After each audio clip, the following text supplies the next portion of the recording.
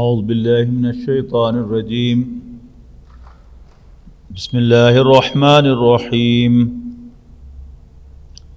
والذین هاجروا فی اللہ من بعد ما ظلموا لنبوئنہم فی الدنیا حسنہ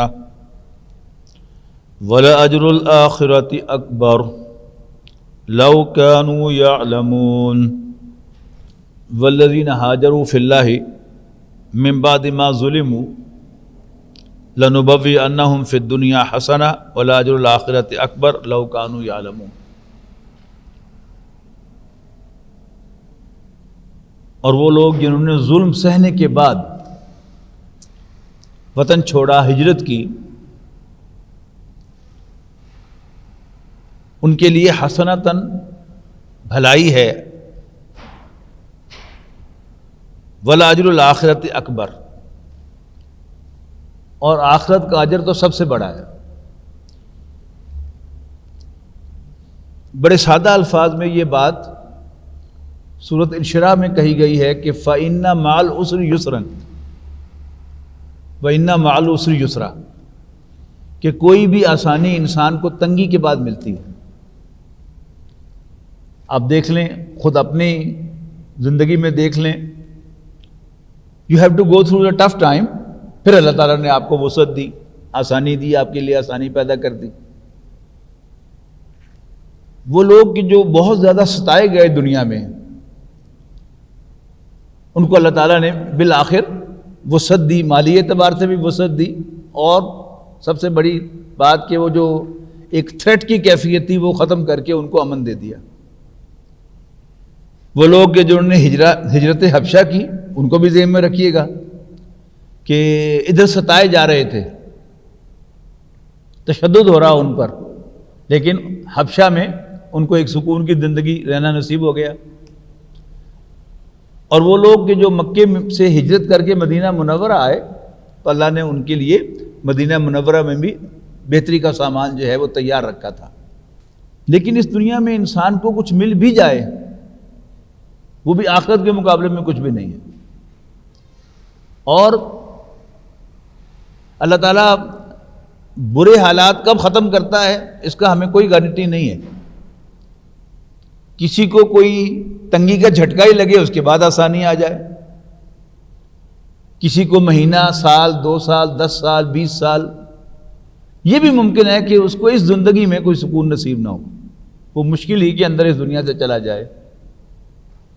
لیکن اگر دنیا میں اس نے کچھ لوز بھی کیا، آخرت میں اسے اتنا کچھ ملے گا کہ پھر اسے دنیا کی تکلیف بھول جائے گی۔ باٹم لائن یہ ہے کہ انسان اللہ کے لیے سب کچھ چھوڑ دے، یہاں تک کہ گھر بار بھی چھوڑ دے۔ اگر یہاں اپنے گھر میں رہنا، اپنے وطن میں رہنا اس کے لیے اللہ تعالیٰ کی بندگی کے ساتھ ممکن نہ ہو، تو پھر گھر بار بھی چھوڑ دے، وطن بھی چھوڑ دے، بال بچے بھی چھوڑنے پڑے، چھوڑ دے، لیکن اللہ تعالیٰ کے ساتھ وفادار رہے، باقی سب کے ساتھ اس کی تحت وفاداری ہو۔ جہاں تک اللہ تعالیٰ کی وفاداری کے ساتھ سبھی سے اچھا ملنا چاہیے، برتنا چاہیے، لیکن اللہ تعالیٰ کی بندگی کی کاسٹ پر نہ کسی کو دوست بنایا جا سکتا ہے، نہ کسی سے محبت کی جا سکتی ہے، نہ کسی کا ساتھ نبھایا جا سکتا ہے، سب کچھ چھوڑنا ہے۔ تو آخرت کا اجر تو سب سے بڑا ہے، وَالْأَجْرُ الْآخِرَةِ اکبر لَوْ كَانُوا يَعْلَمُونَ، کاش کہ لوگوں کو یہ بات معلوم ہو جائے۔ یعنی اس کو ہم اپنے اوپر طاری کر کے دیکھیں، ہم سب مسلمان بیٹھے ہیں اللہ کے فضل و کرم سے، ہم سب آخرت کو مانتے ہیں، اور یہ بات بھی مانتے ہیں کہ آخرت کا اجر سب سے بڑا ہے، لیکن یقین کے باوجود لے دے کر ہماری جو پرائیورٹی ہے وہ آخرت نہیں بنتی۔ ہم بہرحال دنیا کو پرائیورٹی دیتے ہیں، دنیا کو پریفرنس دیتے ہیں، دنیا کو گلے سے لگاتے ہیں، اور آخرت کو نظر انداز کرتے ہیں۔ اس پر آپ پڑھیں گے نا یہ جملہ لو کانوا یعلمون، کاش کہ لوگوں کو پتہ چل جائے۔ ہمارے جو بڑے تھے صحابہ کرام، ان میں سے بھی جو سینٹرل کور تھا مہاجرین اور انصار کا، انہوں نے ایبسولوٹ سینس میں سمجھ لیا تھا کہ آخرت کی زندگی اصل زندگی ہے۔ لہذا انہوں نے دنیا کا کوئی چیز جو ہے اس کو محبوب نہیں سمجھا، آخرت پر کسی چیز کو پریفرنس نہیں دی. تو نہ صرف اللہ تعالیٰ نے انہیں دنیاوی اعتبار سے بھی نواز دیا، سب سے بڑھ کر کیا کہ وہ دنیا کے رولر بن گئے. دنیا پر حکومت جو اسلام نے کی ہے کئی سو سال تک، وہ کن کی کمائی تھی؟ اصل میں انہی کی کمائی تھی کہ انہوں نے اپنی جانیں قربان کر کے، اپنا سب کچھ لگا کر، وقت، پیسہ، جان، اپنی توانائیاں، صلاحیتیں، سب کچھ گوا دیا. تو اللہ تعالیٰ نے دنیا میں انہیں اونچا مقام دیا، دنیا میں انہیں سربلند کیا. لیکن اس سے بھی اونچا کیا ہے؟ وہ آخرت ہے. لو کانوا یعلمون، کاش کہ ان کو معلوم ہو جائے. الذین صبروا، یہ انہی کے بارے میں یہ جو ہوتا ہے نا لا، اس کا مطلب ہے جملہ مکمل نہیں ہوا، اسی کے ساتھ مکمل ہے. یہ کون ہے؟ الذین صبروا، جو جھیلتے اور برداشت کرتے. یعنی صبر کے بھی دو مفہوم ہیں. یعنی انگریزی کی اگر دو ایکسپریشنز کو ہم سامنے رکھیں، ایک ہے پیشنس اور ایک ہے اسٹیڈ فاسٹنس. قرآن مجید میں بالعموم صبر اسٹیڈ فاسٹنس کے معنوں میں آتا ہے. ان دونوں میں فرق کیا ہوتا ہے؟ پیشنس ہوتا ہے کہ جو بھی آپ پر بیت گیا آپ اس پر شور نہ مچائیں. مثلا کسی کا جوان بیٹا فوت ہو گیا، اب وہ شور مچائے یا چپ کر کے آنسو بہائے، بیٹا نہیں واپس آئے گا. اس کے مقابلے میں اس کو تھریٹ کیا جائے کہ اگر تم نے یہ حرام کام میں میری مدد نہ کی، یہ مافیا جیسے کرتا ہے کہ بڑے بڑے لوگوں کو خریدتا ہے، اگر وہ ایسے باز نہ آئے تو ان کو بچہ اٹھا کے لے جاتا ہے، یا ان کو تھریٹ کرتا ہے کہ تمہارا بیٹا اغوا کر لیں گے، تمہارے بچے کو مار دیں گے. اور بہرحال اولاد انسان کی کمزوریوں میں سے کمزوری ہے. اوپر سے آ رہا نا ہجرت، چھوڑنا. تو یہ ذکر کن کا ہو رہا ہے؟ کہ جو تشدد کے بعد ہجرت کرتے ہیں اور کسی چیز کو محبوب نہیں کرتے، لیکن پریفرنس کیا ہے کہ اللہ کو نہیں چھوڑنا، اس کو بھی چھوڑا، اس کو بھی چھوڑا، اس کو بھی چھوڑا، اس کو بھی چھوڑا. اسی کا ایک پہلا سٹیپ کیا ہے کہ کسی کو تھریٹ کیا جائے، اگر تم ایسا نہیں کرو گے تو، لیکن اس پر وہ ڈٹا رہے. اگر تم شرک نہیں کرو گے تو تمہیں ہم تشدد کا نشانہ بنائیں گے. یہ جو ڈٹنا ہے، یہ اسٹیڈ فاسٹنس ہے.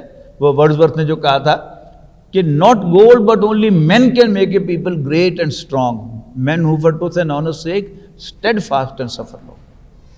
تو صحابہ کرام کا جو صبر تھا وہ صرف پیشنس والا صبر نہیں تھا، بلکہ وہ انڈیورنس والا اور اسٹیڈ فاسٹنس والا، پرسویرنس والا صبر تھا کہ انہیں تھریٹ بھی کیا گیا، لالچ بھی دیے گئے، لیکن وہ نہ بکے اور نہ انہوں نے سرنڈر کیا، اللہ تعالیٰ کے ساتھ لائل رہے. تو الذین صبروا، وہ جو جھیلتے اور برداشت کرتے ہیں، وعلی ربہم یتوکلون، اور اپنے رب پر بھروسہ کرتے ہیں. رب پر بھروسہ جو ہے یہ ایک ایسا لائن کلیئر ہے انسان کے لیے کہ ہر طرف اندھیرا ہو لیکن اسے یہ یاد ہو کہ اللہ ہے اور وہ مجھے اس مصیبت سے نکال سکتا ہے، وہ مجھے ایک آؤٹ لیٹ دے سکتا ہے، تو اس کا سارا غم، پریشانی، ٹینشن ختم ہو جائے گی.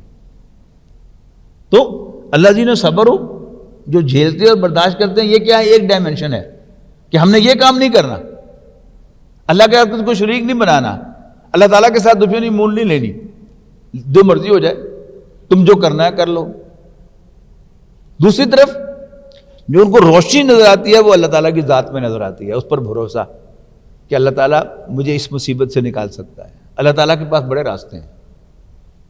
اب سیرت النبی میں اگر آپ دیکھیں تو نبی اکرم صلی اللہ علیہ وسلم بند گلی میں جو پہنچے ہیں وہ ابو لہب کے سربراہ بنو ہاشم بننے کے بعد حضور صلی اللہ علیہ وسلم کو نکالنے میں. ذہن میں ہے نا سیرت کہ 40 سال کی عمر میں آپ پر وحی کا آغاز ہوا، پورے مکے نے مخالفت کی.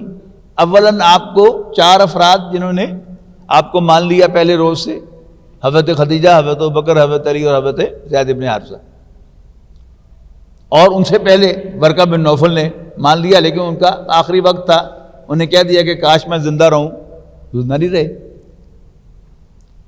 اس کے بعد گنتی کے افراد آپ کو ملے، لیکن خاندان بنو ہاشم نے آپ کو پروٹیکٹ کیا، اون کیا کہ منڈا ساڈا، خبردار. کیوں اون کیا؟ کہ کہ بنو ہاشم کا سردار ابو طالب جو تھا اس کا فیصلہ تھا کہ ساڈا منڈا نو ہاتھ نہیں لانا. لیکن سن 10 نبوی میں اس سے یعنی پہلے کیا ہوا، شیب ابی طالب ہوئی، یعنی قریش نے بنو ہاشم کا بائیکاٹ کر دیا اس وجہ سے تم اس کو نہیں چھوڑ رہے، لیکن ابو طالب نے نہیں چھوڑا. 10 نبوی میں ابو طالب کا انتقال ہو گیا. تو جو ایک امید تھی آپ کی، جو سہارا تھا دنیا کا، وہ بھی اللہ نے چھین لیا. اب کیا تھا؟ نبی اکرم صلی اللہ علیہ وسلم بنو ہاشم سے نکلے تو دیٹ مینز کہ قریش سے بھی نکل گئے، اس لیے کہ مکہ ایک قبیلے کا شہر تھا. اب نبی اکرم صلی اللہ علیہ وسلم کے لیے اس کے سوا کوئی چارہ کار نہیں تھا کہ آپ کو کوئی مکے کا آدمی یا تو اسائلم دیتا یا آپ مکہ چھوڑتے. آپ نے مکہ چھوڑا، اوپر ہجرت سے بات ہو رہی ہے نا، آپ نے مکہ چھوڑا، طائف تشریف لے گئے. وہاں 3 بھائی تھے جاگیردار زمیندار، ان سے کہا کہ تم مجھے پناہ دے دو. انہوں نے نہ صرف یہ کہ پناہ نہیں دی بلکہ نبی اکرم صلی اللہ علیہ وسلم پر بدترین تشدد کیا، آپ کی زندگی کا سخت ترین دن آپ کے اپنے فرمان کے مطابق. اس کے بعد اللہ تعالیٰ نے راستہ کھول دیا، ایک دم مدینے کی کھڑکی کھل گئی. اب غور کیجئے کہ اگر ابو طالب اور زندہ رہتا، یعنی آپ کی زندگی اس کے بعد کتنے سال ہے؟ 13 سال، 12.5 سال. اگر وہ 12.5 سال ابو طالب اور زندہ رہتا تو سٹیٹس کو مینٹین ہو جاتی. آپ مکے میں اسی طرح رہتے رہتے جو کمزور تھے ان پر تشدد ہوتا رہتا، جو خاندانی بیک گراؤنڈ والے تھے ان پر تشدد نہ ہوتا. حضور صلی اللہ علیہ وسلم کو ابو طالب پروٹیکٹ کرتا رہتا. لیکن اللہ تعالیٰ نے وہ سہارا چھینا اور ایک ایسا رستہ نبی اکرم صلی اللہ علیہ وسلم کے لیے کھولا جو خود حضور صلی اللہ علیہ وسلم کے وہم و گمان میں نہیں تھا. یہ کیا ہے؟ یہ توکل. تو الذین صبروا، جو صبر کرتے ہیں، وعلی ربہم یتوکلون، اور اپنے رب پر بھروسہ کرتے ہیں. وما ارسلنا من قبلک الا رجالا نوحی الیہم، اور آپ سے پہلے ہم نے نہیں بھیجا تھا وحی دے کر مگر مردوں کو، انسانوں کو. نوحی الیہم، جن کی طرف ہم وحی بھیجتے تھے. فَاسْأَلُوا أَهْلَ الذِّكْرِ إِن كُنتُمْ لَا تَعْلَمُونَ، مکے والوں اگر تمہیں پتہ نہیں ہے، یہ مکے والوں کا تقاضا ہے نا بیک گراؤنڈ میں کہ اللہ نے گائیڈنس دینی تھی تو کوئی فرشتہ بھیجتا، وائی اے مین. تو اس کا جواب دیا جا رہا ہے کہ تم سے پہلے اے نبی ہم نے ہمیشہ انسانوں ہی کو بھیجا تھا. پوچھ لو، یہ یہود و نصارہ تھے جو ذکر والے ہیں، جن کے پاس تورات و انجیل ہے، ان سے پوچھ لو. مکے والوں اگر ہے تمہیں معلوم نہیں، کیا دے کر بھیجا تھا؟ بالبینات والزبر، واضح نشانیاں اور کتابیں دے کر بھیجا تھا. وانزلنا الیک الذکر، اور اے نبی ہم نے آپ پر بھی یہ ذکر بھیجا ہے، یہ نصیحت اتاری ہے. لتبین للناس، تاکہ آپ لوگوں کو یہ کھول کر بتائیں، اس کی تبیین کریں. بین کہتے ہیں نا واضح کو، تبیین واضح کرنا یعنی کھول کر بیان کرنا، تاکہ آپ لوگوں کو سمجھائیں، لوگوں کے سامنے کھول کر بیان کریں. اس کو کیا؟ کس کو؟ ما نزل الیہم، جو ان کی طرف نازل کیا گیا ہے تھرو آپ کے. ولعلہم یتفکرون، شاید کہ وہ غور و فکر کریں. افامن الذین مکروا السیئات ان یخسف اللہ بہم الارض، کیا وہ لوگ کہ جو بری بری چالیں چل رہے ہیں اس چیز سے بے خوف ہو گئے ہیں، کوئی چنتا نہیں ہونے اس کی؟ ان یخسف اللہ بہم الارض، کہ اللہ تعالیٰ انہیں زمین میں دھنسا دے، جیسے قارون کو دھنسایا تھا. او یاتیہم العذاب من حیث لا یشعرون، یا ان پر عذاب آ جائے کسی ایسی طرف سے جہاں سے ان کا کوئی آئیڈیا ہی نہ ہو. اب دیکھیے جو پرانی قومیں ہیں، حضرت نوح علیہ السلام کی قوم پر عذاب اور طرح سے آیا. اب قوم عاد پر وہ ریپیٹ نہیں ہوا. یعنی اب یوں سمجھیے کہ پچھلے تجربات کی روشنی میں پلان کیا جاتا ہے نا، اچھا یہاں سے آفت آئی تھی قوم سمود پر، یہاں سے قوم نوح پر، یہاں سے ایسے، اس کا کوئی بندوبست کر لے. اللہ تعالیٰ کے پاس بڑے راستے ہیں، کسی کو ریلیف دینے کے لیے بھی بڑے راستے ہیں اور کسی کو کا راستہ بند کرنے کے لیے بھی اللہ تعالیٰ کے پاس بڑے طریقے ہیں. پکڑنے کے بھی بڑے طریقے ہیں اور ریسکیو دینے کے بھی بڑے طریقے ہیں. تو افامن الذین مکروا السیئات، کیا وہ لوگ جو بری چالیں چل رہے ہیں اس چیز سے بے خوف ہو گئے ہیں کہ اللہ تعالیٰ انہیں زمین میں دھنسا دے، یا کسی ایسی طرف سے ان پر عذاب لے آئے جس کا ان کو وہم و گمان بھی نہ ہو. او یاخذہم فی تقلبہم فما ہم بمعجزین، یا چلتے پھرتے انہیں پکڑ لے اور پھر وہ اللہ تعالیٰ کو ہرا نہ سکیں، اللہ تعالیٰ پر اس کو عاجز نہ کر سکیں. اس کے ساتھ ہی ہے او یاخذہم علی تخوف، یا ان کو پکڑے اس حال میں کہ ان کو ڈر ہو گیا ہو، نہیں انہیں اندازہ ہو جائے کہ عذاب آنے لگا ہے اور پھر وہ ڈر کے اس کا کوئی بندوبست کریں. لیکن اللہ تعالیٰ نے اگر پکڑنے کا فیصلہ کیا ہوا تو پھر بچا کوئی نہیں سکتا. ایک صورت، دو صورتیں بیان کیا تھی نا، ایک یہ کہ وہ اپنی مشغولیات میں ہوں، کام کاج میں مصروف ہوں، گپ شپ میں مصروف ہوں تو اللہ تعالیٰ پکڑ لے. دوسرا کیا ہے کہ انہیں اندازہ ہو بھی جائے پھر بھی وہ بچ نہ سکے. جیسے جب طوفان نوح آیا، اب لوگوں کو اندازہ ہو رہا ہے کہ پانی چڑھتا چلا جا رہا ہے، چڑھتا چلا جا رہا ہے، تو پہلے یہ سے کہ اپنے گھروں کی چھتوں پر چڑھے ہوں گے، لیکن دیکھتے ہی دیکھتے پانی جو ہے وہ چھتوں سے بھی اوپر چلا گیا. جو چھت پر چڑھے تھے وہ ہلاک ہو گئے.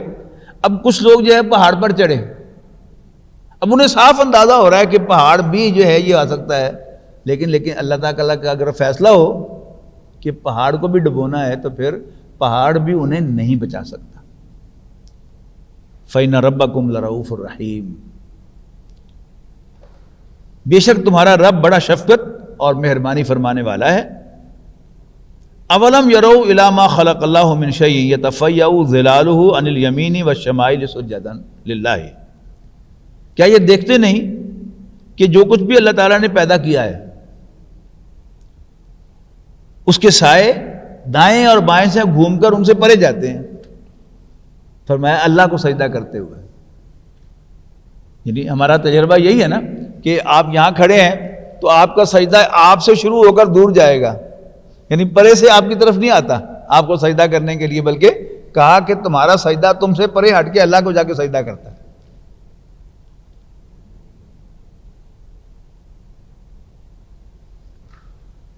وَهُمْ دَاخِرُونَ، اور یہ سائے اللہ کے سامنے سجدے میں پڑے رہتے ہیں.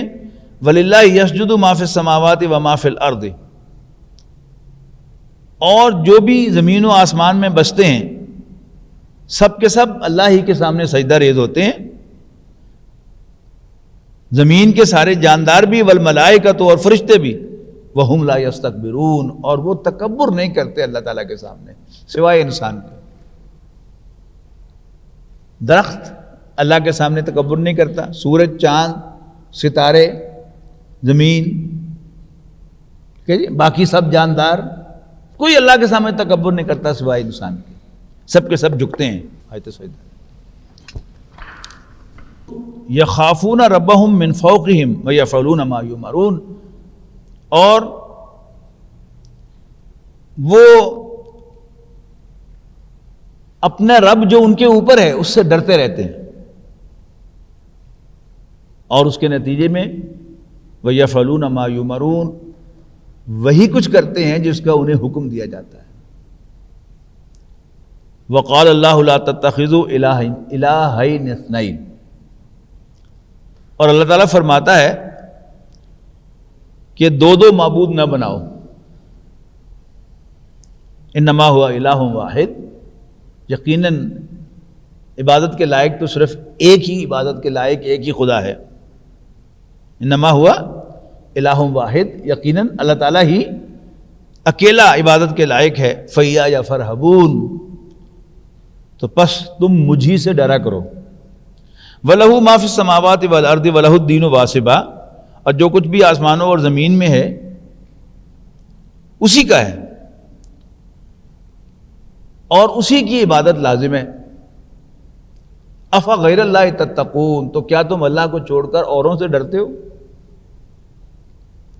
حالانکہ ڈرنا تو اللہ سے چاہیے، یعنی بڑے کا ڈر ہوتا ہے اصل میں، چھوٹے کا ڈر نہیں ہوتا۔ یعنی وہ جس کے ہاتھ میں آپ کا کوئی اختیار ہے اس سے آپ ڈرتے ہیں۔ یعنی آرگنائزیشن کے اندر آپ یوں سمجھیں کہ جو ہائر اینڈ فائر کرنے والا ہے اصل ڈر اس کا ہے، باقی چھوٹے موٹے ناراض ہو بھی جائیں تو کہتا کوئی نہیں خیر ہے۔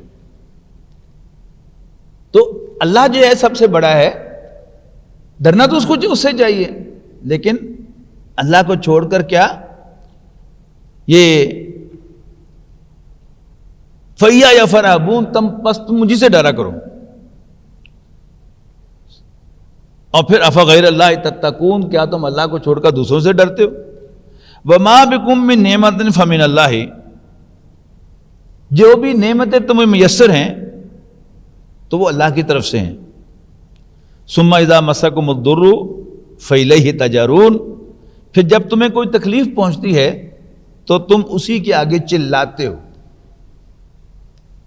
یہاں چلاتا ہمارے محاورے میں کیا ہوگا؟ تم اسی کے سامنے روتے ہو۔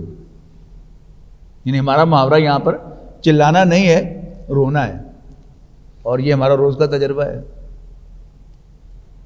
جب تک تو ملازمت ہے ہمیں اللہ یاد نہیں آتا، خدا نہ خواستہ جس دن ملازمت چلی جائے گی پھر ہم اللہ کے سامنے روئیں گے۔ بچہ تندرست و توانا ہے ہمیں اللہ یاد نہیں آتا، لیکن اگر خدا نہ خواستہ کس دن پتہ چل گیا کہ ہو بچے کو تو کینسر ہو گیا، پھر ہم اللہ کے سامنے روئیں گے۔ تو بڑی خوبصورت مقام ہے عین حقیقت کے مطابق کہ جو کوئی بھی تمہارے پاس نعمت ہے وہ اللہ کی طرف سے ہے، یعنی اس کا تو شکر ادا نہیں کرتے۔ ثم اذا مسکم الضر، لیکن جب تمہیں کوئی تکلیف پہنچتی ہے تو فإلیہ تجأرون، تو پھر اسی کے ساتھ میں تم روتے پیٹتے ہو۔ ثم اذا کشف الضر عنکم، ثم اذا کشف الضر عنکم اذا فریق منکم بربہم یشرکون، پھر جب وہ تم سے تکلیف کو دور کر دیتا ہے تو تمہارا ایک گروہ جو ہے پھر اس کے ساتھ شریک بنانے لگتا ہے۔ لِيَكْفُرُوا بِمَا آتَيْنَاهُمْ، اچھا یہ بڑی دلچسپ بات ہے اللہ کے ساتھ شریک بنانا۔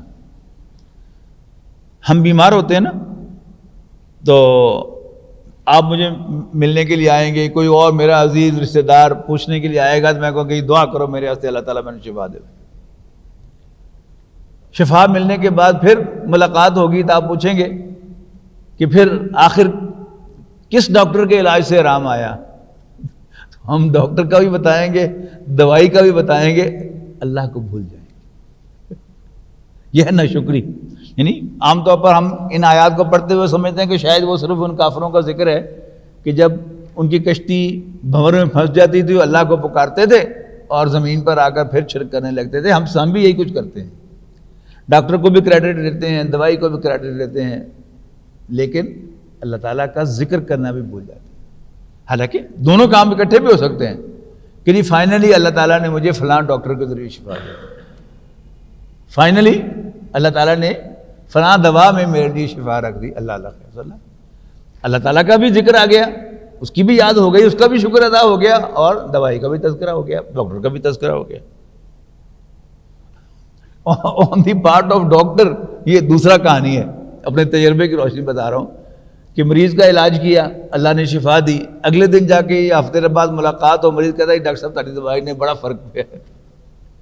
تو زبان پہ وہ آتا ہی نہیں کہ شفا میں نے نہیں دی بھائی، شفا اللہ نے دی ہے۔ اتنا مزہ آتا ہے سن کر اور اتنا انسان کو سرور آتا ہے کہ انسان اللہ کو بھول ہی جاتا ہے۔ لِيَكْفُرُوا بِمَا آتَيْنَاهُمْ، تاکہ وہ ناشکری کریں اس کی جو ہم نے ان کو عطا کیا ہے۔ فَتَمَتَّعُوا، اچھا چلو فائدہ اٹھا لو دنیا کا، فَسَوْفَ تَعْلَمُونَ، ان قریب تمہیں معلوم ہو جائے گا۔ اس کے بعد ایک اور مضمون آیا، وَيَجْعَلُونَ لِمَا لَا يَعْلَمُونَ نَصِيبًا مِمَّا رَزَقْنَاهُمْ، اور ہمارے دیے ہوئے مال میں سے جو ہم نے دیا ہے یہ اوروں کے حصے مقرر کرتے ہیں. یہ قریش کا ایک مخصوص عمل تھا کہ فلاں جو ہے یہ فلاں کھائے گا فلاں نہیں کھائے گا, اس کو میں کھاؤں گا وہ نہیں کھائے گا. اس کو دین کی بات سمجھ کر اللہ تعالیٰ کی طرف نسبت دینا کہ اللہ تعالیٰ نے یہ کہا ہے کیسے کرو, اللہ تعالیٰ نے یہ کہا ہے ایسے کرو. ایسے ہی بہت سی چیز ہم نے بھی بعض چیزیں جو ہیں اپنے پاس سے حرام کی ہوئی ہیں, اور بعض چیزیں جو ہیں ان کو سمجھا ہوا ہے کہ ان کو ہاتھ نہیں لگانا جیسے کوئی گناہ ہو جائے گا. حالانکہ کسی چیز کو حلال کرنے یا کسی چیز کو حرام کرنے کا اختیار اللہ تعالیٰ کے پاس ہے, اور وہ اپنے نمائندے اپنے پیغمبر کے ذریعے سے وہ چیز انسانوں تک کنوے کرتا ہے. تاللہ, اللہ کی قسم, لَتُسْأَلُنَّ عَمَّا كُنتُمْ تَفْتَرُونَ, یہ تو تم اللہ پر جھوٹ مانتے ہو اس کے بارے میں تم سے پوچھ گچھ ہوگی, ہو کر رہے گی. وَيَجْعَلُونَ لِلَّهِ الْبَنَاتِ سُبْحَانَهُ, اور یہ اللہ تعالیٰ کے لیے بیٹیاں تجویز کرتے ہیں. یہ قریش کا مخصوص شرک تھا مکے کے لوگوں کا کہ وہ فرشتوں کو اللہ تعالیٰ کی بیٹیاں قرار دیتے تھے, اور ان کے سارے بت جو ہیں وہ مؤنث نام کے ہیں. لات الہ کا مؤنث ہے, منات منان کا مؤنث ہے, عزا عزیز کا مؤنث ہے, یعنی یہ مؤنث نام تھے, اور ان کو اللہ تعالیٰ کی بیٹیاں بناتے تھے. اب اس کا ذکر ہو رہا ہے. وَيَجْعَلُونَ لِلَّهِ الْبَنَاتِ سُبْحَانَهُ, اور یہ اللہ کے لیے بیٹیاں تجویز کرتے ہیں, اللہ اس سے پاک ہے, مبرہ ہے, ابو ہے. وَلَهُم مَّا يَشْتَهُونَ, یہ انداز بھی آپ کو قرآن مجید کی بہت سی صورتوں میں ملے گا کہ اللہ کے لیے تو بیٹیاں تجویز کرتے ہیں اور اپنے لیے بیٹوں کے خواہش مند ہیں. یعنی تقسیم ہے تمہاری کہ اللہ تعالیٰ کے لیے بیٹیاں اور تمہارے لیے بیٹے.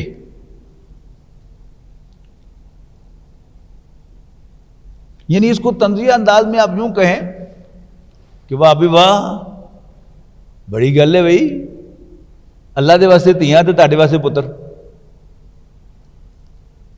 بالکل اسی انداز ہے کہ وَيَجْعَلُونَ لِلَّهِ الْبَنَاتِ سُبْحَانَهُ, وہ اللہ کے لیے بیٹیاں تجویز کرتے ہیں, اللہ تو اس سے پاک ہے. وَلَهُم مَّا يَشْتَهُونَ, اور انہیں ملے وہ جو وہ چاہیں.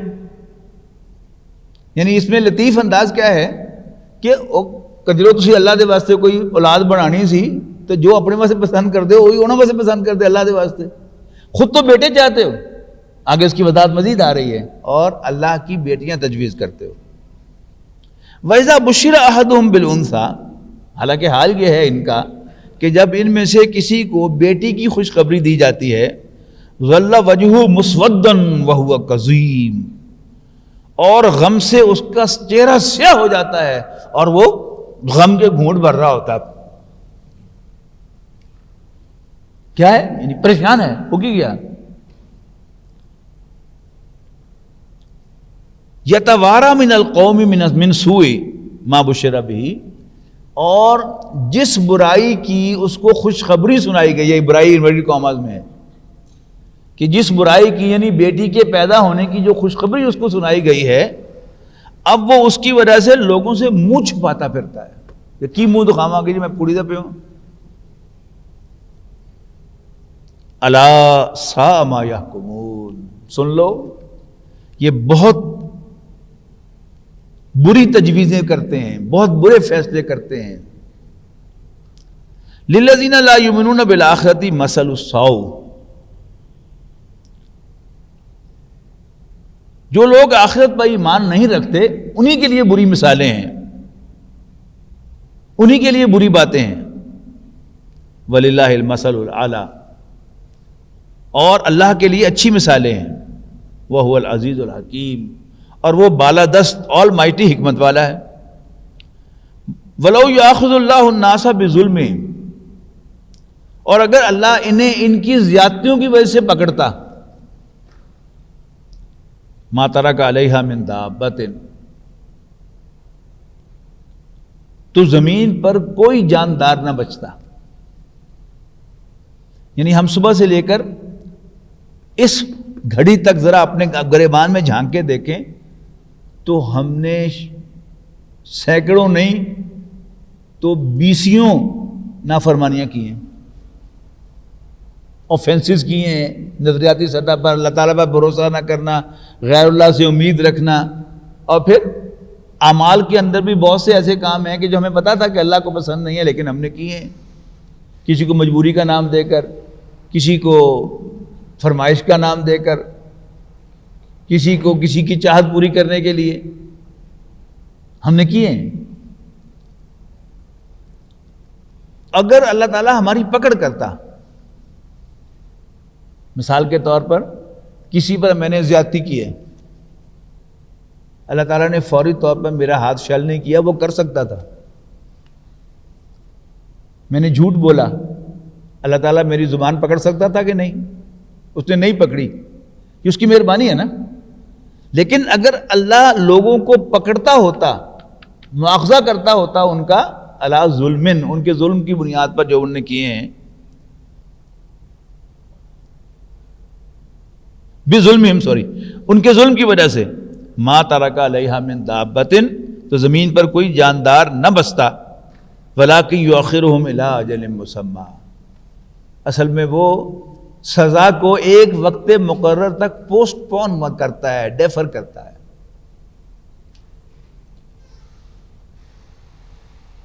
تو لیکن فَإِذَا جَاءَ أَجَلُهُمْ، اللہ تعالیٰ پوسٹ پون کرتا ہے کہ اب نہیں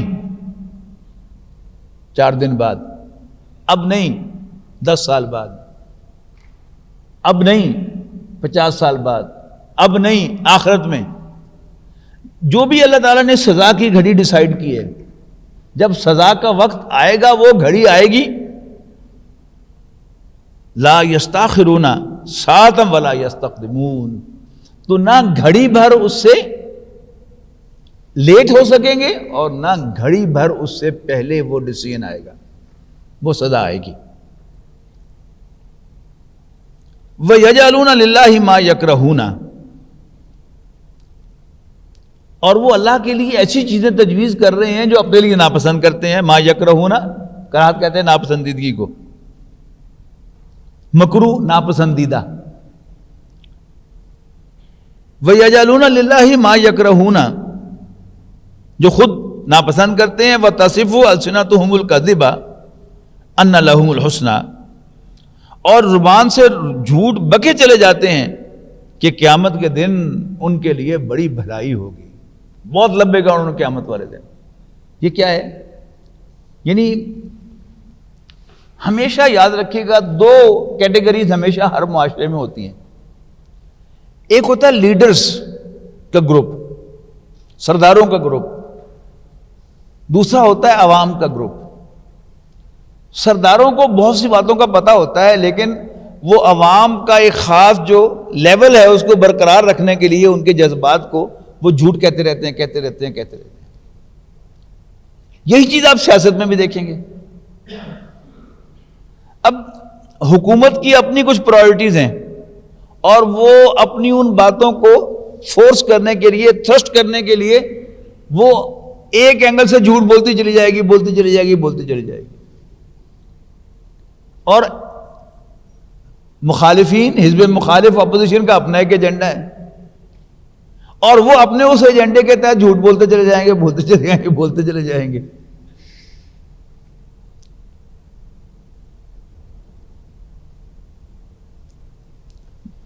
وَيَجْعَلُونَ لِلَّهِ مَا يَكْرَهُونَ، وہ اللہ کے لیے تجویز کرتے ہیں جو خود ناپسند کرتے ہیں۔ وَتَصِفُ أَلْسِنَتُهُمُ الْكَذِبَ، اور ان کی زبانیں جھوٹ کہتی چلی جاتی ہیں، أَنَّ لَهُمُ الْحُسْنَى، کہ قیامت کے دن انہیں بھلائی ملے گی، اجر ملے گا، حالانکہ خود ان کو پتہ ہے۔ لا جرم ان لهم النار، حقیقت یہ ہے کہ ان کے لیے تو آگ ہے۔ وانہم مفرطون، اور وہ جھوٹ کہے چلے جا رہے ہیں۔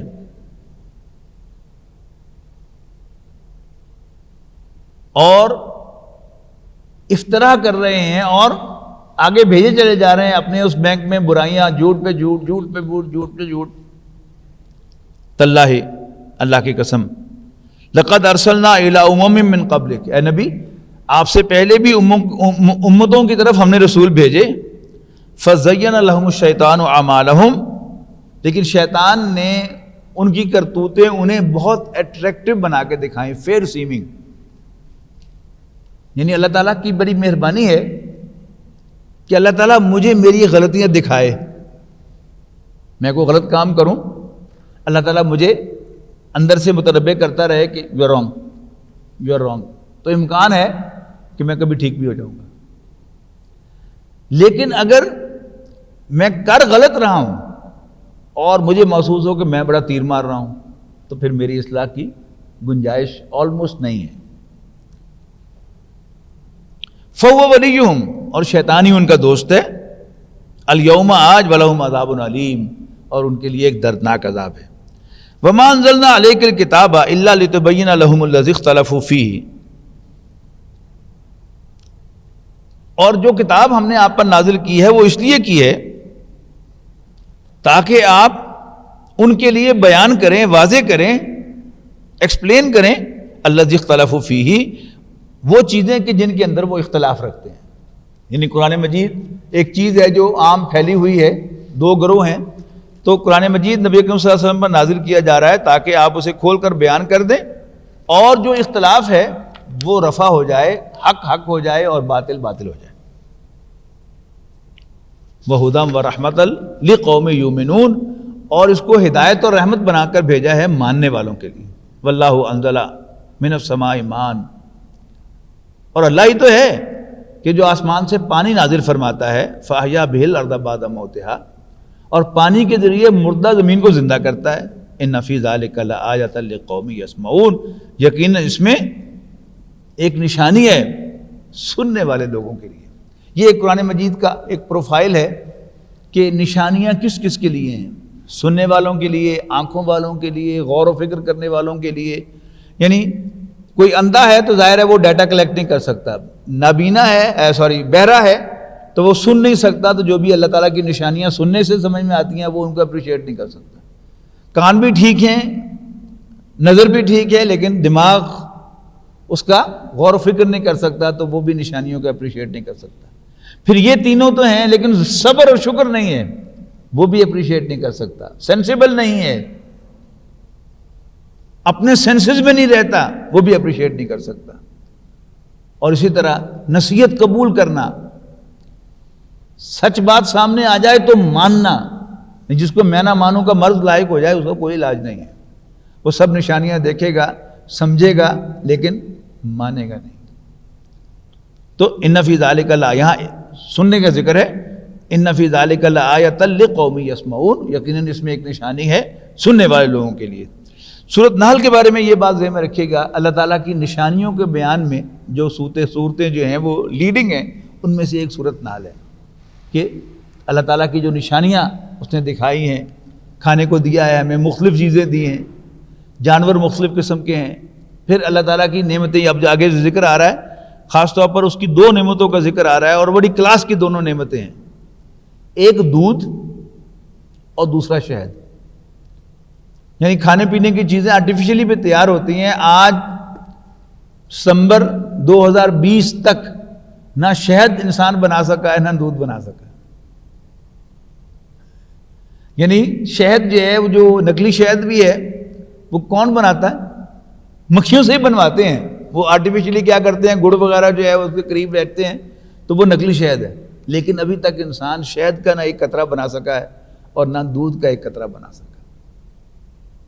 کیا ہے اس کو یہاں پر اللہ تعالیٰ کی نشانی کے طور پر پیش کیا جا رہا ہے. انشاءاللہ اگلی نشست میں ہم اس کی تفصیل پڑھیں گے. بارک اللہ لی ولکم فی القرآن العظیم ونفعنی وایاکم بالآیات والذکر الحکیم.